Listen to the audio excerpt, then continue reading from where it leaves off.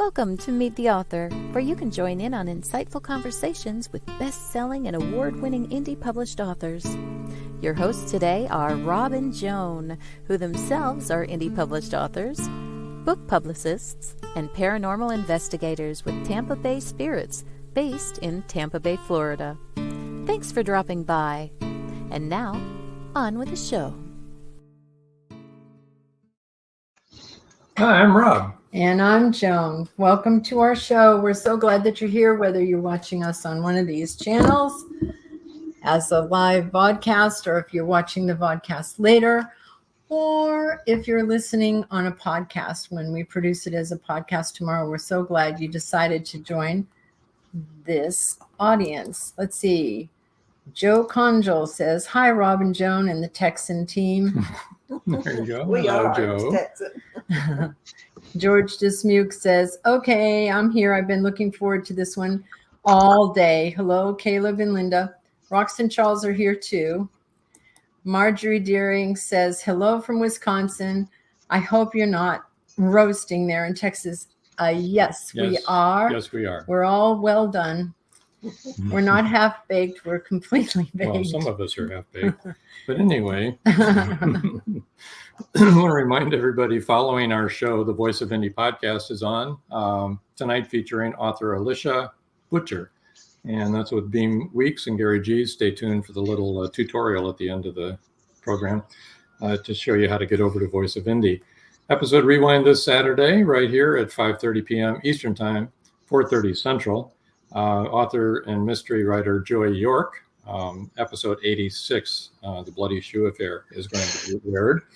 And then starting next Wednesday until mid-August, episode rewind will be the major thing on Wednesday nights instead of Saturdays. Oh, except for when Maria de Blasi was on. Right. On the 19th, we'll have a new episode with Maria de Blasi. You won't want to miss that one. It's really a good... Dr. Maria de Blasi, daughter of Dr. Paul de Blasi. From New Mexico. In the news, recently released by Maureen Morrissey, is a novel about a reluctant psychic. Seeing is Believing is the title. So you want to check that out on Amazon. And then also you want to get over to Kindle Vella and look at Paradise My Prison. That's available on Amazon. Kindle Vella, and that's by George Dismukes. Magnolia Bluff Crime Chronicles update. Latest release is by Richard Schwint. Men Lying Dead in a Field. We've talked about that. Book number 14 is available. And coming up July 20th is none other than Caleb Pirtle's Death in the Absence of Rain, correct? You're right. All right. So we're all looking forward to that. It'll be number 15 in the series. Folks, get over to the series page for Magnolia Bluff Crime Chronicles and check it out if you haven't already. Richard Swint says, hello, everyone. Hello, Richard. And Lonnie and Becca Jones says, hello, Lonnie and I are here. Yay, yay, Hi, Becca. Lonnie and Becca. If you can see this, I'm not sure you can, but Becca made this for me. It's a sunrise, if I'm wrong. I would do a Becca. close-up, but I can't. Yeah, it's a sunrise shell that she got herself in Hawaii when she was living there. And on the back, it has sand from Hawaii. Mm-hmm. Yeah, and I love it. Too? Yes, I can. We have another guest. We have another guest here. Make room over there. Okay. Hello, Mike. Hello, hey. Mike. Clifton. Another time. Did you catch all your raccoons? Well, kind of a tragic story. Uh-oh. My friend who was going to help me, I called him. I couldn't get a hold of him. And his wife called me back and said they're in the emergency room. I think they might have had a stroke. So. Oh, no. So we're going to go. Oh. I'm going to stay on a bit, but I'm probably going to leave, and we're going to go see the emergency room. Whenever you need to. We'll pray for him. Yeah, whenever you need to, just you just duck out and we'll know where you went. Right. I'm sorry to hear that. Right. It's bad timing, but I don't guess that's ever good timing, no matter what's going on. No, that's too bad. So we're coming to you from the mansion of Caleb and Linda Pirtle. More like a cottage. Cottage. Okay, cottage. We'll change that to cottage. and they were gracious enough to host this podcast for us tonight. And we've had a great day getting to know them. We had really a lot of fun. We And- did. Yeah, we did. We did. We still are. We are. we still are. Linda and I can both talk. They can, right, Caleb? Some of it's legal. Some of it's legal, yeah. No, all don't of it, bet though. on it. And their poor dog has been in jail all day because our dog doesn't like other dogs. And it's poor Very sad. Piper's house. It is really sad. Piper just wants to play. Yeah. And Missy, ruptured her C2, so she can't play or jump, but she jumped up on their sofa and jumped down. Anyway, Joe, we started rewatching the podcast because, of course, we didn't see it, of the Haunted Hill House. And I noticed a question you'd asked that if we expected more activity there than we did on any of our other investigations. And the answer is no. The reason we took the extra safety precautions was because we had been picking up on some really negative stuff in there. So we didn't want to bring anything home with us. So that's why we did that. Indeed. Yeah. And if you haven't watched it, watch it. I think it's good. I don't know. I still haven't seen it. And I told them to take all those people home with them. Yeah. Okay. Oh, there's a new comment. Hold on a second here. Oh, Paul Hollis. Hi, Paul. Paul says hello. Hey, Paul. Glad to have you here. There you go. So, Mike, Joe, what's, wait a minute. Joe Oh, Conjal okay. said thanks for the follow-up. You're welcome. since you might have to duck out. Yeah. What's new in your end of the world of writing? Well, I go to a lot of Comic Cons, and the last one Melanie and I went to was the Mississippi Comic Con in Jackson, Mississippi, and sold a bunch of books, sold out of a couple of my books. Wow. And got another one closer to home, Longview Comic Con. That'll be the following weekend. And then Longview has an art walk that I and some fellow authors go to as well. And that is pretty neat because it's in downtown Longview in their historic area, their arts district. And they have a bank lobby there. And the artists, the authors, are, we're all in that lobby, and my table is next to the wine tasting booth, so I get a lot of. Oh, Uh-oh. excellent. Won't get better than You that. snuck that one right in.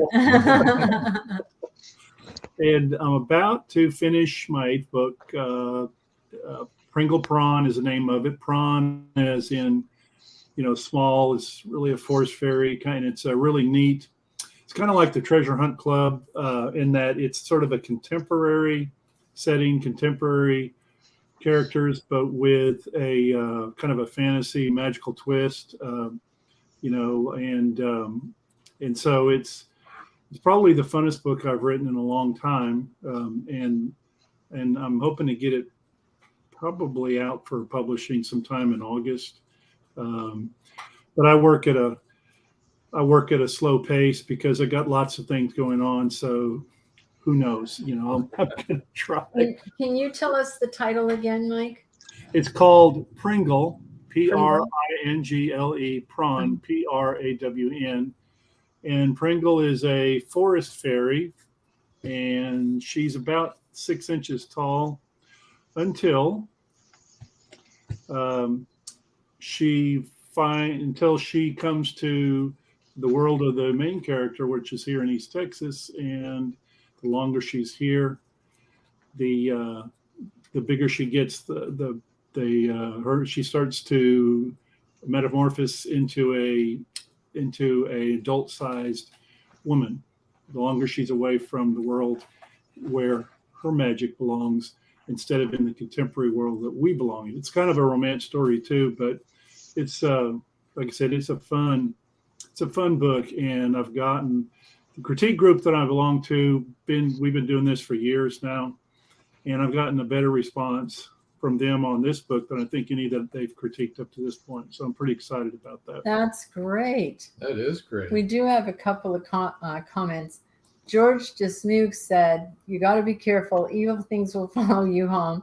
One followed me home, named Deborah, Oh, wife number 5." no longer. well, can I mention that Yes. today Can mention anything. is my anniversary. Melanie and I have been married 43 years today. Very good. Congratulations. Congratulations. That's awesome. Yep.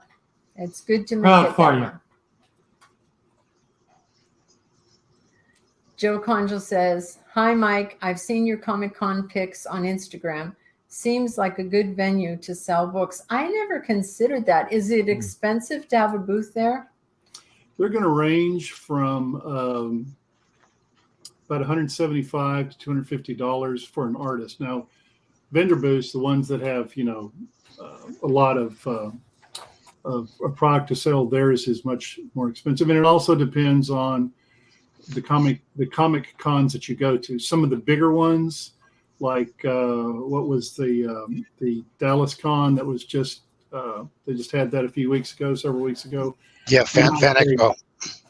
You might pay $500 or $600 or and up for an artist booth, and then Actually, Mike, that Fan Expo, we priced it $1,000 for a booth. Was it? Whoa. Yeah, you go. Yeah, we just, unless you get, 5 or 6, a couple dozen people into the booth, there's no way to be able to make your money back on it. So, you're right. There are some that are like, wow, this is affordable. The $100 to $200 range. At $1,000, I don't see how you can make your money back. Yeah, I would No. imagine the Tampa one and the Orlando one are probably like $1,000 a booth because they have huge names, Yeah. You have to pick and choose because, like I said, you got to do what you can afford. What I try to approach it as breaking even, because what you're doing is getting your name out there and you're building a readership and not always. Right. I mean, I've gained a lot of readers through that, and for people who write fantasy and science fiction, it's a natural venue for people who write science fiction and fantasy. Absolutely. You are right. Joe Conjal says, "Congratulations, Mike." And Thank you. George Desmuke said number it was 3. number 3. I'm sorry, Deborah was number 3. He got smarter by number 5. I thought And it if was number 3. Nadine is number 5, you're darn right you got smarter. She's the best. Lisette Brody, I see breaking even as a plus too. Absolutely, Lisette. Yeah, Lisette, you're absolutely right because you're getting out there. People are getting to know your name and it's good advertising. So yeah, I agree. Especially at a Comic-Con. I mean, a lot of people go to those, I mean, at least they do in Orlando and in Tampa. We've been to the Houston Comic-Con and it was 30 to 40,000 people. So foot traffic is not the problem. It's just it's your endurance because you're like there on the floor 8 to 10 hours for 3 days. So you gotta saddle up and but yeah, you're right. To Mike's point, you can make your money back and harvest new readers and new fans. And that's great. It's always great. Really helps to have somebody with you. What Charles is saying, because if you don't, you're gonna have to go to the bathroom. You're gonna have to take a break. You're gonna have to get a drink. Yes. Right. You're gonna have to eat. My wife is my indentured servant labor, so she helps me. And it's funny because she likes cozy mysteries. She doesn't like science fiction and fantasy, so but she perseveres. She perseveres. Does she visit a lot of other booths? She does. Yeah. She does. And we've met a lot of friends, people who are vendors as well, and that we see pretty much at the same, the same Comic-Cons we go to, and they're really neat people. And of course, if you've been to these cons, you're going to see some strange sights, but that's kind of the point. I've been to a lot of them. You're going to see some very strange Very sights. strange. You're also going to see people that feel that clothing is optional. Yes, So some that's more than quite others. interesting. Yes, indeed. Marjorie Deering wants to know how many vendors usually attend. It depends on the Comic-Con, I think. The size, yeah. I mean, like the Houston one that Charles taught, I'm sure they had what, hundreds? Hundreds, Easily? Yeah. Yeah, and it's like, and you have to get there the day before because it's a fist fight to be able to get onto the dock to be able to load up your stuff, and they've got some booths that are so elaborate that they're like, like they got their own cranes to be able to pull all the stuff in. I mean, they're fantastic. So, it's an interesting venue, and yeah, you're right. You need to have somebody in the booth with you because there's no way to be able to get away and go schmooze with the booth babes in other places, or some of the cosplay gals that are as Joan would say, pushing the envelope for their costume. Hey, Charles, how many? What percentage of those would be authors or books? People selling books. 1%. I mean, it's like, we're all grouped over in one corner. So it's like competition. No. Okay. I think that all the Comic-Cons that I've been to, that's true. There are not a lot of authors. There are a lot of artists selling their original art and comic book guys. And so, but not a lot of authors. So it could be pretty profitable, I guess, if you found the right one. Joe Conjal said we just had HeroCon in Charlotte. That's always cool. There's a website. There's a website you can go to called southernfandom.com, which has a running list of comic cons throughout the South that you can go to and see if it's one near you. Most of the cons that are any good anyway, you have to really get in early because they sell out of the artist booths, the ones that we would do. They sell out of those real fast. Yeah. Like that, the granddaddy of all is the San Diego Comic-Con. I used to go to that many years ago, and I haven't been in a couple of decades, I guess. Probably is easy way to put it. And they take over the entire city of San Diego. They do. I mean, it's not just in one building; it's in this block. You have to have a map. You have to know what you're doing, and they have film screenings, and it is a place to be seen. No two ways about it. The panels are amazing at that one. You can go listen to all kinds of people, but it's really difficult to get tickets too. You have to, as soon as the tickets go up for sale on Ticketmaster, you have to be sitting there at your computer if you want to go. Yeah, we had a friend go to the New York Comic-Con, and he had to, basically it was an auction for tickets. That's how important it is for people, because they show up with a sack full of money. So, if you're hustling like Mike suggests, you can make some fantastic friends. Marjorie Deering said it must be hard to stand out among that many. People spend the day just walking up and down all the aisles, Marjorie. I mean, hundreds and hundreds of people. We're talking thousands of people walk up and down the aisles to see every booth. Everybody reads. Yep. Right? Yep. Well, most people do. Well, most people read. I don't know. I've never been to one. So do the participants all dress in costume or just no? They don't. Some of them do. They actually have cosplay competitions. Mm-hmm. That's where yes. I mean, those are the guests. They dress up like movie characters, or they dress up like comic book heroes, or they dress up like one of the heroes in Caleb's books. I mean, there's all kinds of gimmicks that they go through, and Roxanne and I have been at a couple of these shows, the smaller ones. They're in Irving, and we have a guy next to us, and he knows all of the. We like, psst, psst, hey, who's this coming? Kind of thing, and she's got thousands of pictures of all these different people, from 5 years up all the way up to our age, dressed in costume and just parading, and it's a fun exercise for them, and it's a great conversation starter. It's easy to be able to get engaged in those and lose yourself for 2-3 days. For real. And when we go to the Orlando one, they'll have different rooms like for everybody that's dressed up like Sailor Moon, and other ones where all of the fur people go. They're dressed up as furry animals. And I mean, it's just crazy. And some of the costumes are amazing. I was talking to one of the celebrities that was there, and this guy came up and he was dressed like a stormtrooper.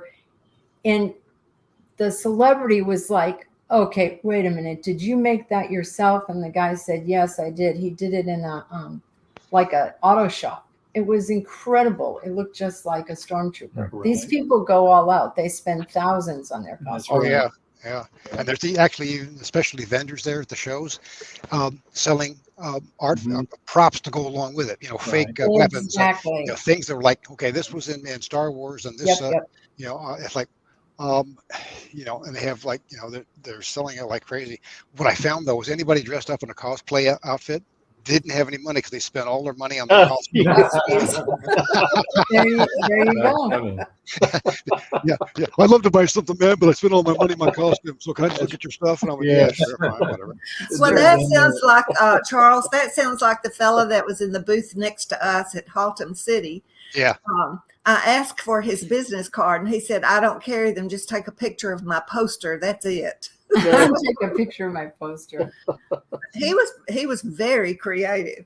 Richard Swin said, I need to check one of these out. Yeah, they're fun if nothing else. And Joe Conjal says, Linda goes to PoodleCon. Right. Okay. And Connie Cleary says, evening, everyone. Hi, Connie. Okay. Let's see what the... It's what Charles, you're saying. It's amazing that they'll spend $50 to $100 on a prop. Exactly. And, yeah. And scrimp and save for weeks. Yeah. Okay, I got the weapon, or I got the shield, or I got the helmet, or I've got. I mean, they sell everything there. You know, from corsets to you know, footwear. I mean, my gosh, you know, if you can't build a costume at a good comic convention, it's not a good comic convention. Well, at least it's real props instead of a virtual reality, the way some people get on the internet and decorate a house that isn't even real. Yeah. So, Right. They do that? not that all the comical characters are real either, but people dress like them are. With Well, that, thank you for that clarity, Linda. You know, it's like, Yeah. with that, I think we need to hear from our sponsors. So if you guys want to hang on here for a couple of minutes, we'll be right back. That's if we That's ever if we leave ever you. go anywhere. Hang on. It's 1919. Back from the war in Europe, Eric Lasko returns to Floodwood Station, Ohio, the small coal mining town he calls home. There, he faces new foes. One poses a threat to his personal long-term relationship. The other is lurking in the adjacent Hocking Hills State Forest, a vicious, incredibly lethal beast driven by bloodlust. An 11-year-old girl and an old man have seen the creature, but no one believes the claims of a young child and a known drunk. When the first body is found, Eric, his father and brother, become suspects in his grisly death. To clear himself and his family, Eric must prove the beast exists. As the gruesome body count rises, the immigrant miners realize what's stalking their town. Every country calls it by a different name, but the creature is the same. Werewolf. Who is it? The residents reach a conclusion, but are they right?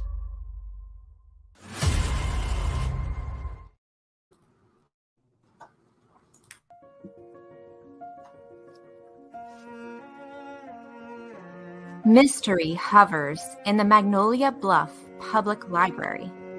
It has nothing to do with the hundreds of suspense novels on its shelves. Caroline McCluskey is the librarian. She finds a crimson hat and a black and white poodle puppy. They belong to Esther Williams. Esther is missing. The police can't find her. Neither can the FBI. Esther's only hope is a ring of 3 women investigators who form the Round Table. The Round Table has already solved one mystery in town.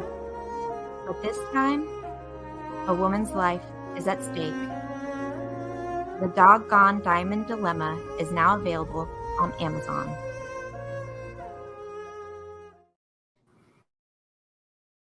Now on Kindle Vella. Paradise, My Prison. Charlie Flint awakens from a deep sleep and finds himself alone on a tropical beach surrounded by a palm tree jungle and exotic animals. He cannot remember who he is or anything about his life. First, he must find food and build shelter and protect himself from hidden dangers. As his memory gradually returns, it reveals what a very flawed person he is. A man who made too many mistakes, made too many enemies. The implications of the truth are staggering. How did Charlie get there? And will he save himself? Paradise, My Prison is the riveting new suspense thriller from retired Hollywood scriptwriter George Dismukes. Published by Fresh Ink Group, Paradise, My Prison is on Kindle Vella with 3 free episodes. Paradise, My Prison by George Dismukes. And we're back. And as George says, and now Paradise, My Prison will be made into a movie. That's the next project for George That's exciting, Dismukes. exciting news. Just released today. Just that information was just, that announcement was just made today. Exactly. Yep. That's great. Okay. So. All right. So now, what's happening with Rox and Charles? That's an interesting question. You go first, Rox. So we actually have The Killer Enigma. It's on pre-order right now, and it will be out in August. August 20th is the release date. If you want to grab an early copy, it's a little less expensive right now. Again, it's on pre-order on Amazon. So it's very exciting. I mean, just working with this group of authors, it's been, I don't know, fun would be a good word. Exciting, and we've learned a lot. Thank goodness it's a great group. Yeah, the big lesson was make sure you ask before you whack somebody or use somebody, because they may have been whacked on an earlier book. That was a little bit, yeah, talk about a cold rush of poop to the heart. Like, what do you mean you killed this person? My God, we have to rework the story now. So before we go any further, Charles, would you like to tell everybody what the basic premise of Magnolia Bluff, how it's set up so that they know what you're talking about? Interesting. It's a. I used to think it was a town that we made up for our collective destruction purposes, but I got a message in the mail today that said, "Hey, you can buy these different." Oops. You can't. I can't get this scene on the. Nope, you got the background. It's not going to work. Okay. Yeah, it's not going to work. Anyway, they're selling hill country ranches, and on the back of it, it has a picture of a city called Magnolia, and it has truncated, and it's actual. It's I think our city, Magnolia Bluff, our postulated hill country place of wonder and terror has become real live production in an area just north of just south of Waco. So it cracked me up to see that they were selling lots close by, and of course I'm going to go look at it just to see if the cemetery is large enough for all the people that. No, Magnolia Bluff is an amazing place, though. It is a small town in Texas, in the hill country, and it's near the Burnett Reservoir. And I mean, we have created some amazing. We have a town square. We have. We have a new spa place. We have bed and breakfast. We have food. I mean, and then we have like a library and all these groups that get together. And we have people that are just dying to get in there. I think that the town theme, we should consider Magnolia Bluff a great place to come to die. There you go. That's possible. Yeah. Yeah. Yeah. Or a place to stay away from unless you want to die. Yeah. Sounds Yeah, I mean, its biggest industry is the cemetery. Okay, let's be fair. No, what's fascinating about those, you have a bunch of authors. Now we're up to 12 authors that write their own genres.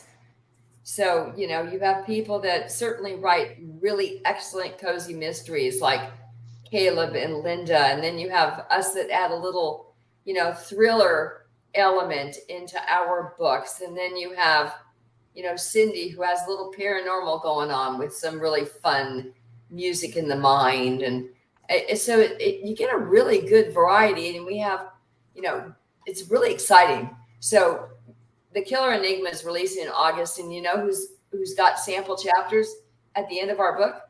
Joe Condrell. I'm so excited. It's great too. So his book comes out after you.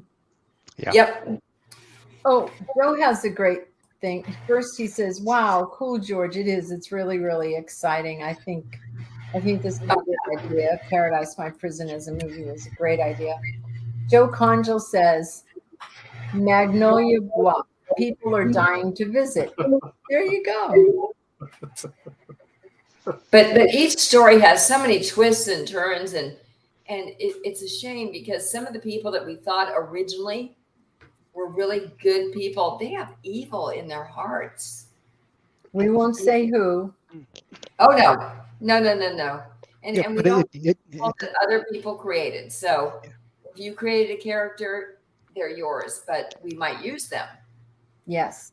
Yeah. But now we have to use them differently. Yeah. There you To your go. point, Rob, the whole concept is let's take a town and everybody have a different perspective of the activities going on, and let's shuffle characters back and forth. We've lent some of our characters to Kelly, and it's a fun exercise to be able to pick up any one of the stories because they're all terrific, and have a different perspective of what you would see from their point of view. So it's like some of the older murder mysteries where they have the same character coming in all the time trying to solve a problem.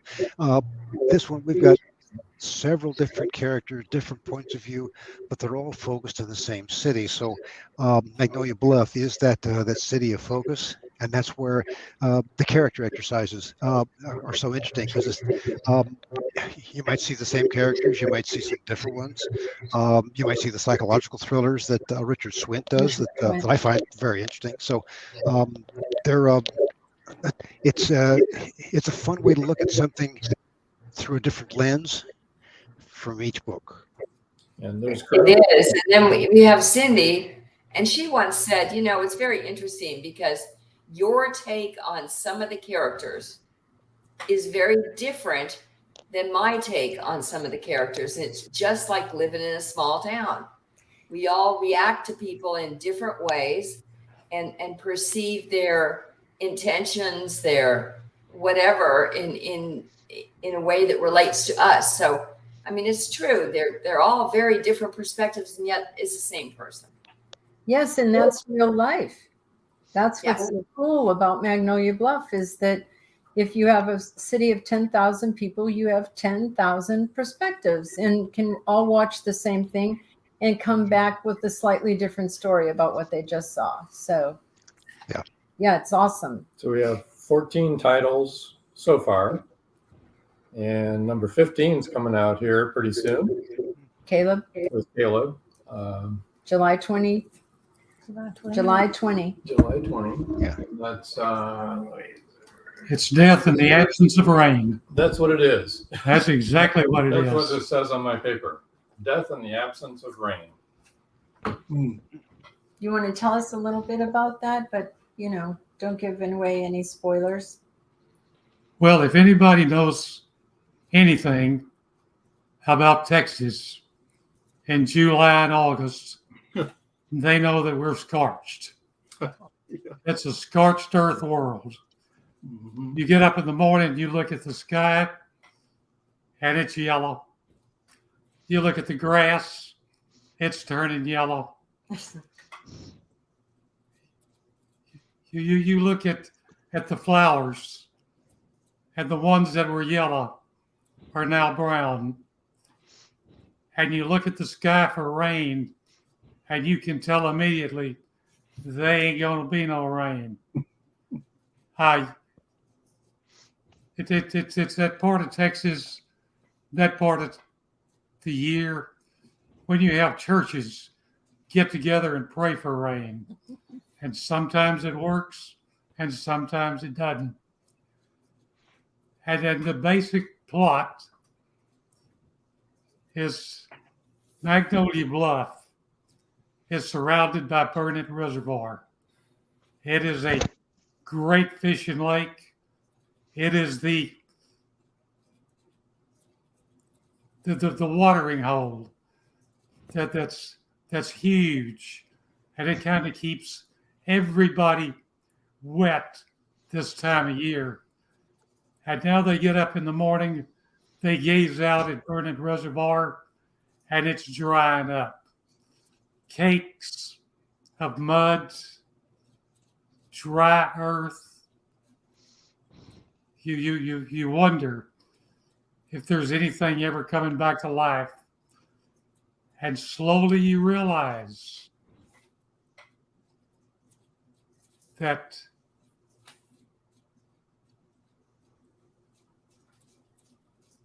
all of those secrets, all of those hidden secrets of Magnolia Bluff are buried in the mud of Burnett Reservoir.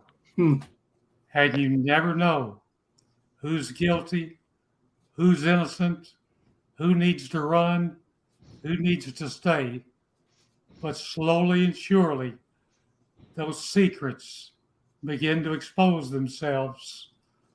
And the people you least expected are the ones that wind up as the most guilty. You just don't know who, you don't know when, you don't know why, you don't know where. But they're there, and their secrets are slowly starting to recover from the mud. Yeah, Caleb, you're terrifying to listen to. You know that? I know. I was just. I mean, the last one you did for the series, it's like on May 23rd, somebody got whacked, and so the whole town goes into lockdown trying to figure out who's going to get next, and talk about a nail biter. Jeez, Yeah, it sounds like this one's going to be. You're not sitting at the same table with him either. Charles. No, but I appreciate it. Yeah. One of my friends read one of his stories and came running to my house, slammed the door, and put her arms out like this and said, "And you sleep with that man?" Powerful. That is powerful. Yeah. George Dismuke said, "This is a good one. You must visit Magnolia Bluff if it's the last thing you do." And it may be. Marjorie Deering absolutely loved what you had to say, Caleb. She said, "I loved Caleb's eulogy in black and white." It is very Well, I good. appreciate that. I did too. That's awesome. Yeah. Do you there's a bring lot of back some truth. of those people in your book, those characters?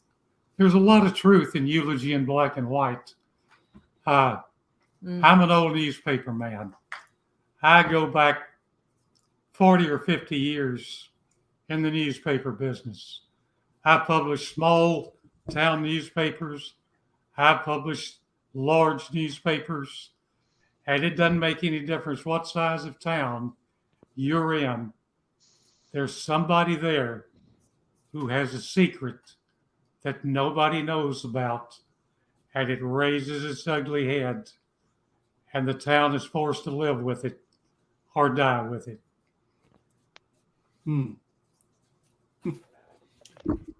Dun, dun, dun. Joe Conjal said, "You could hear a pin drop when Caleb was speaking. Everyone was intently listening." That is the truth. This is not a That cable is, show. I know. But we do need to give. Well, Magnolia Bluff's that kind of town. Yes. Caleb's descriptions are amazing. It's like, I don't think I've ever read anyone whose description of the scene, from the color of the flowers to the clothes people are wearing, whether it's 50 or 60 years ago or present day, it's like you're almost there. And I don't think I've ever read anyone who does it as vividly as Caleb. Definitely. Well, I appreciate it, Joe. I'm kind of like you. I've been around a few years. I've spread a lot of words. And after a while, the spreading gets a lot easier. Time for a commercial. For our commercial. So Word from our sponsor, and we'll take more. Be back in a couple of minutes. The clock is ticking. Can Gracie uncover the truth? Philip Pliant is the wealthy opportunist plastics dealer and CEO of Pliant Industries. He's also a master thief, creating a pervasive threat to the manufacturing infrastructure in the Caribbean islands markets.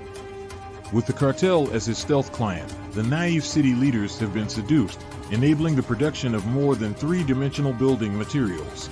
The expected profits are monstrous. Is the art group, now led by Gracie and the family heirs, strong enough to win against this predator? Can JJ's cats act on the root cause analysis in time? Will Gracie be able to squash Pliant and the cartels? Gracie never considered their lives would hang in the balance. The clock is ticking. 5, 4, 3.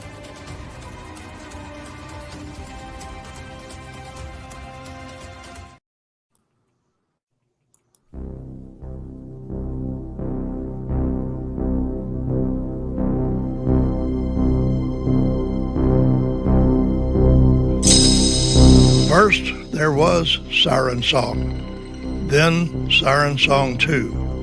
Now comes The Siren Hunter, a continuing saga about Angie Holland and her never-ending battle with the mythological denizens that are not even supposed to exist. Is The Siren Hunter a conclusion to the undersea horror? Only the sirens know for sure. The Siren Hunter, now available on Amazon, Barnes & Noble, and many other bookseller websites. Or contact this podcast. The trilogy is complete.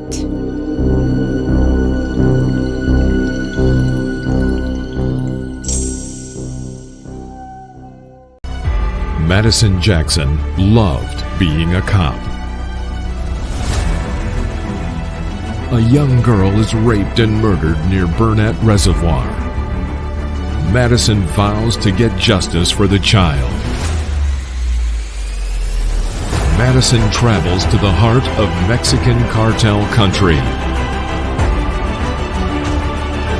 She is kidnapped, tortured. Will Madison ever make it home?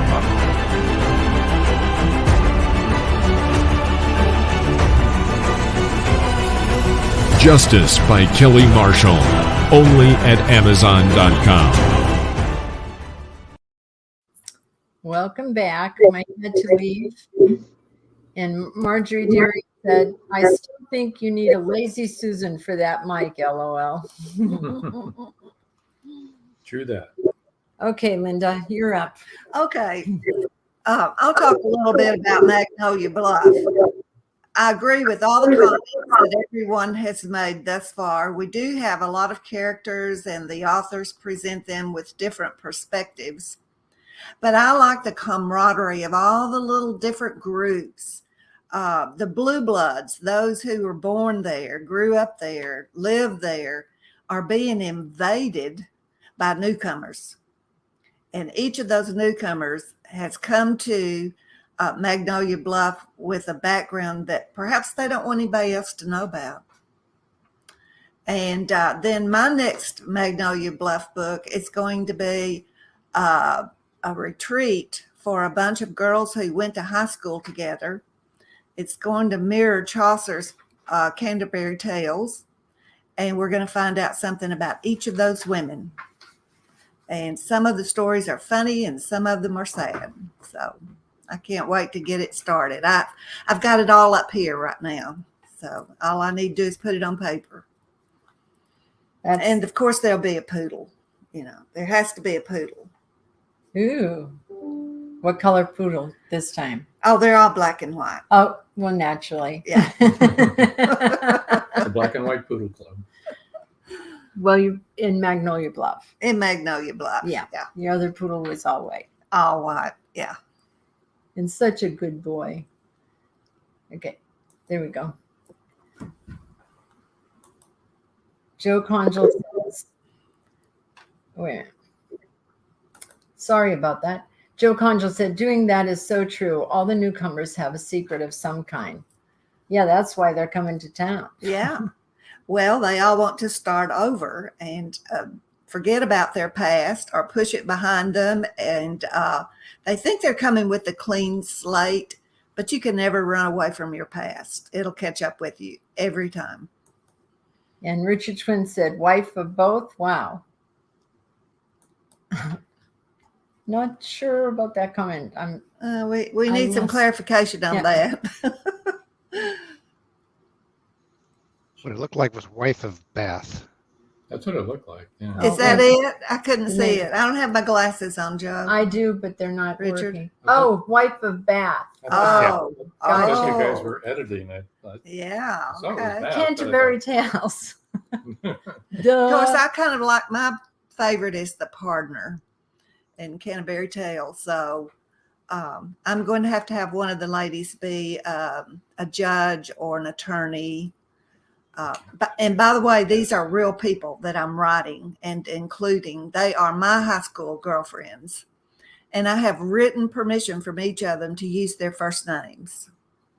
But I switched all of their careers around. And I wrote one an email and told her that she's going to be a model for a top fashion magazine. And she said, oh, I always wanted to be beautiful.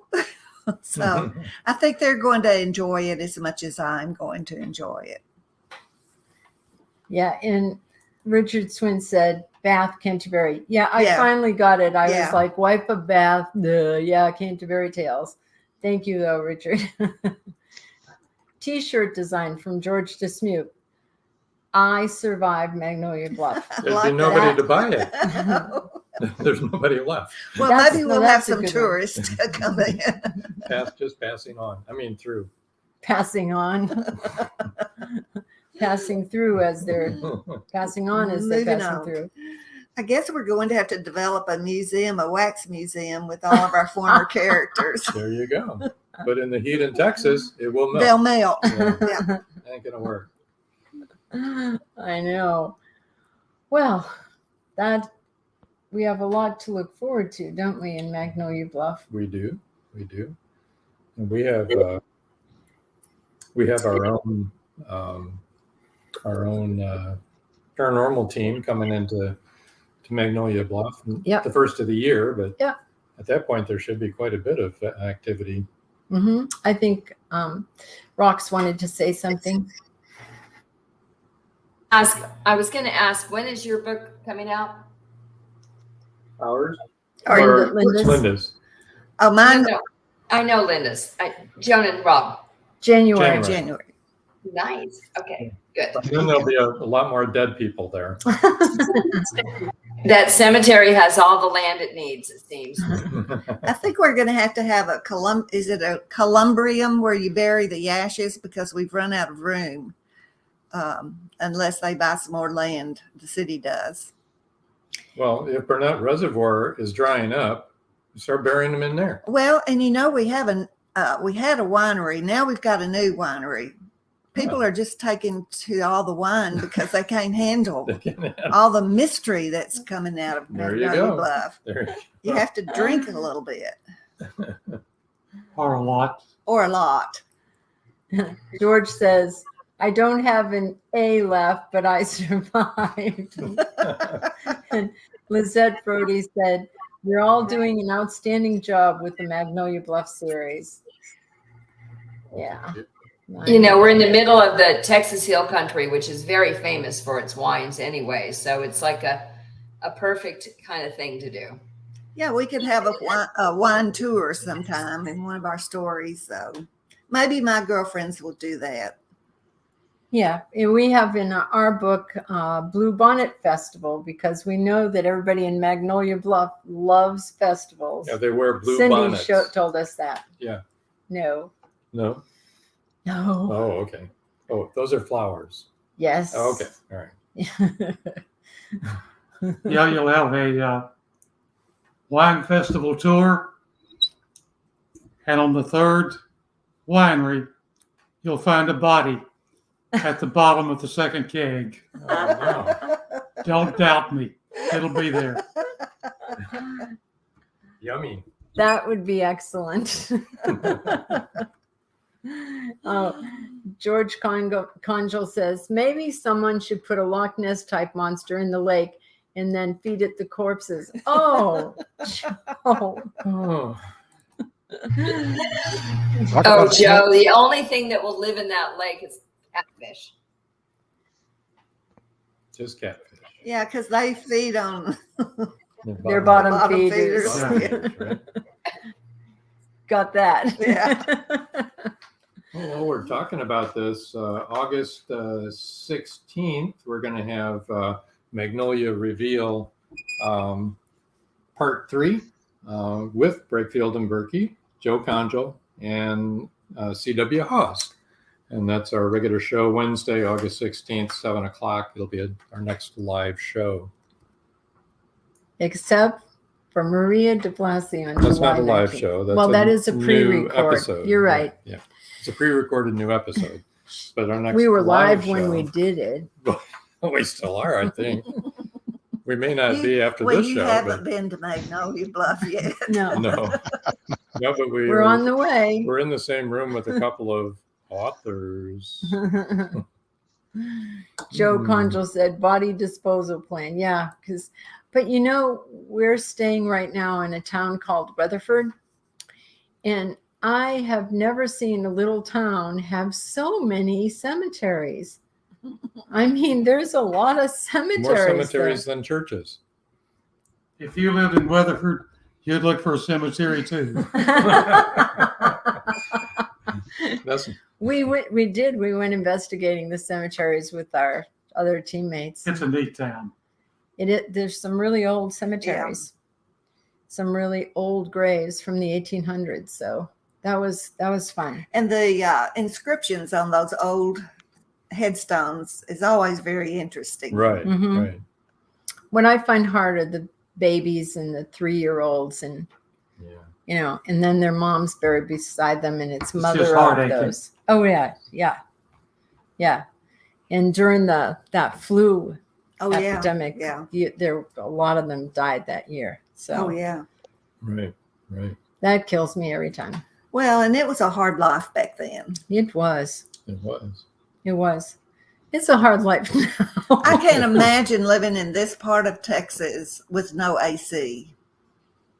And they didn't have anything like that. I know. Well, I remember when I was a kid, we didn't have air conditioning in our car.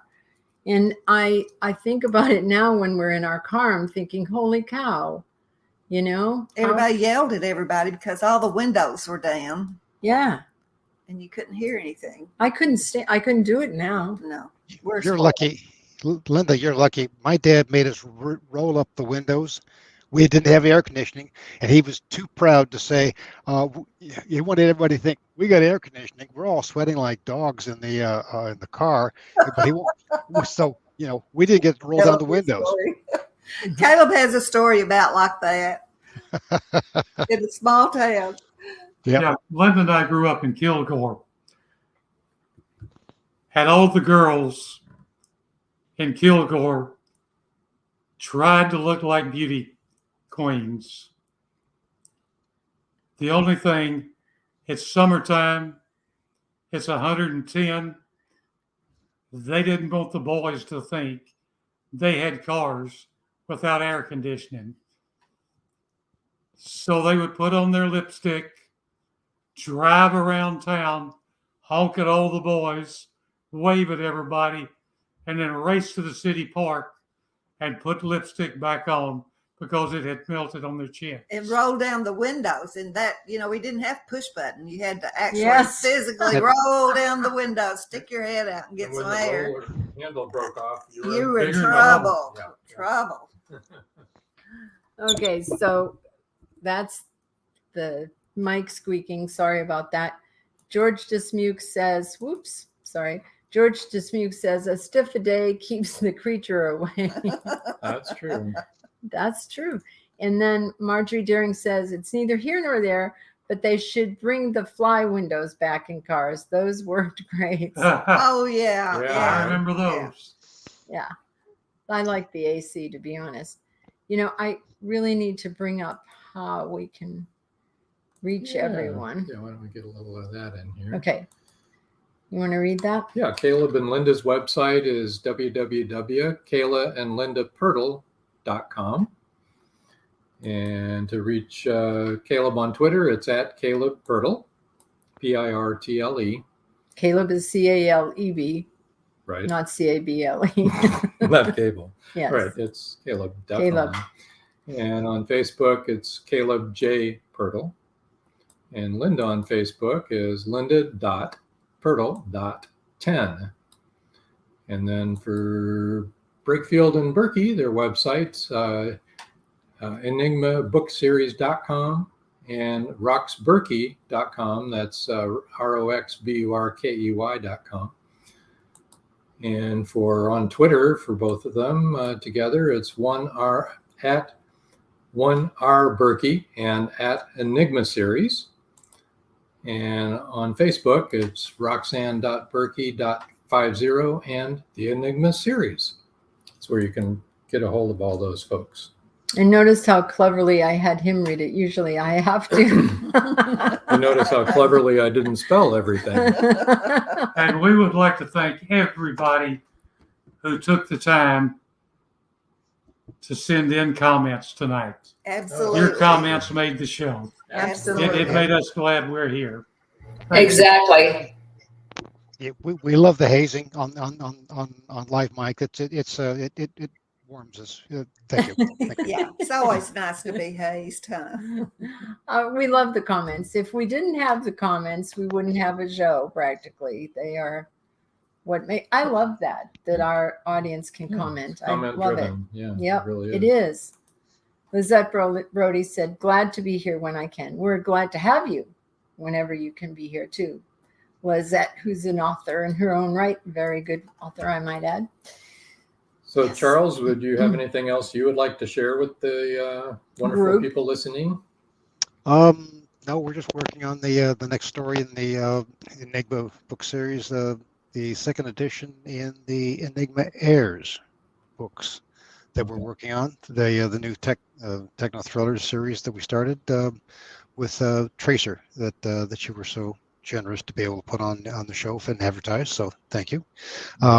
It's the follow-ons book to that, and there'll be a third one after that that should bring up close out that particular story thread about human trafficking and illegal narcotics being pumped into this country. I have a couple comments before we let you talk, Rox. It's Paul Hollis says, tremendous show tonight. I always love learning how to get better. Agreed.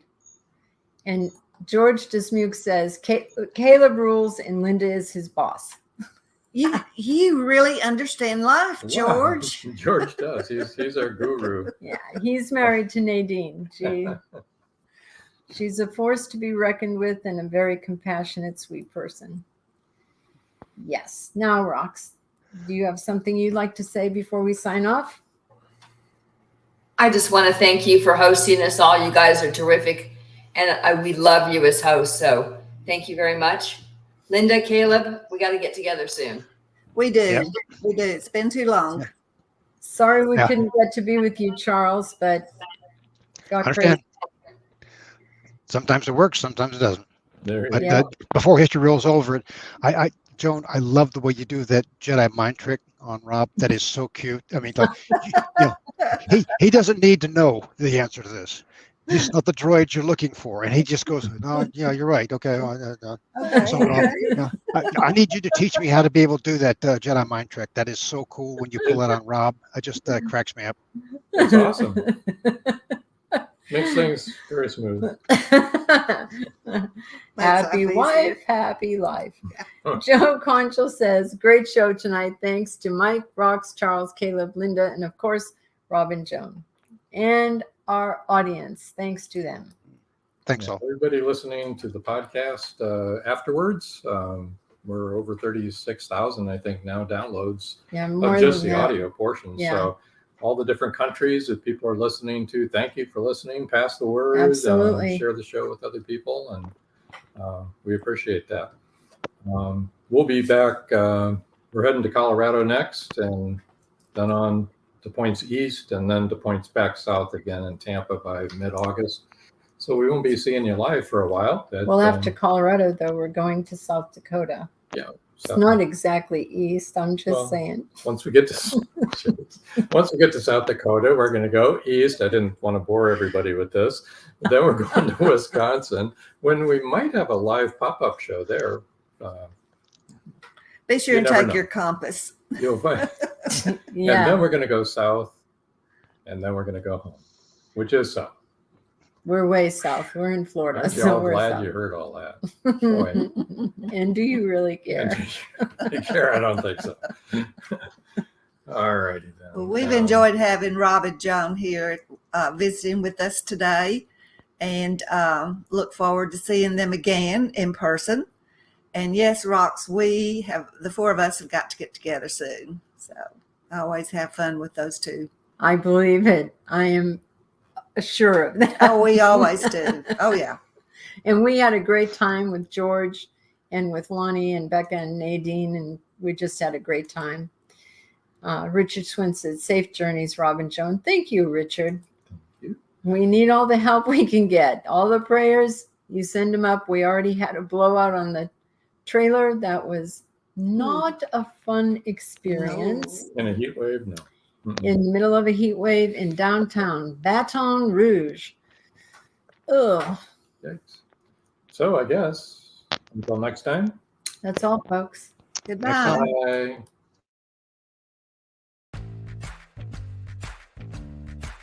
Live every Wednesday, your Voice of Indie hosts Beam Weeks and Stephen Gees welcome authors, musicians, publishing industry pros, artists, and assorted creative guests for an exciting interactive hour. Call in during the show or post questions and comments on Twitter for responses in real time. Meet your favorite indie creators, learn inside tips, network, and promote your work.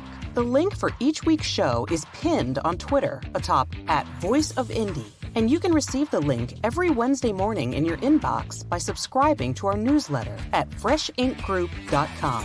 Check out Voice of Indie every Wednesday on Blog Talk Radio and catch hundreds of episodes archived everywhere from our websites to our YouTube channel and Spotify.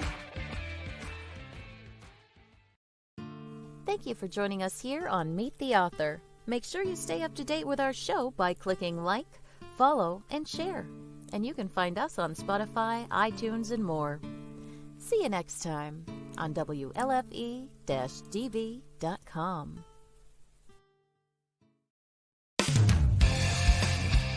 You've been listening to WLFE-DB.com, where our shows are your shows.